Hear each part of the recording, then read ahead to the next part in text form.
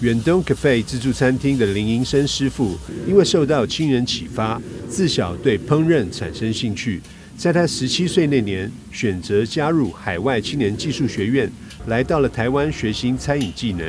毕业后，他回到了家乡，先从基层学徒做起。经历了1年多的磨练，林营生决定再次回到台湾就读大学部餐饮科，持续精进技能。为累积经验，他也积极参与了将近20场以上的国内外厨艺赛事，也取得许多亮眼佳绩。这次的马来西亚味觉之旅，他也亲手献出多道大马料理，就是希望能让台湾的消费者品尝到最道地的家乡味。椰浆饭是我们马来西亚的国民美食，对，就是，因为它就好像台湾的肉燥饭，我们都会几乎1个礼拜会吃好几次。那它的特色主要是里面会加了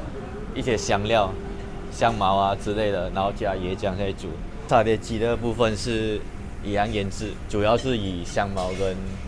姜的味道、黄姜的味道，然后腌过了之后再去用印度炉去烤，烤了之后再嗦香茅油，然后烤到表皮有点酥酥的就可以了。马来西亚跟新加坡肉骨茶差是在一个是黑的，一个是白的，然后马来西亚是加了药材类，然后跟蒜头，还有胡椒，所以比较有药材味，然后有比较补，比较养生。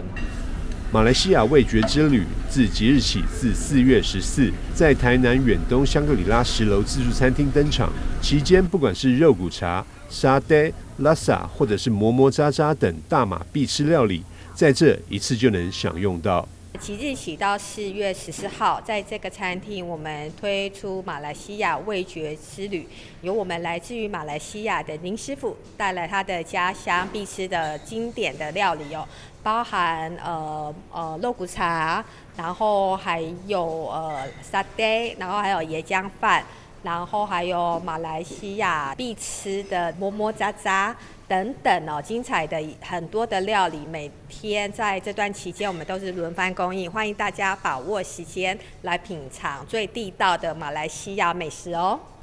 为呈现缤纷的南洋风情，阿生师也精选了新鲜的食材，搭配马来西亚新香料，设计出一系列的大马美食菜单，为的就是希望能将儿时最熟悉、怀念的好滋味介绍给台湾的美食爱好者。记者张硕维台南报道。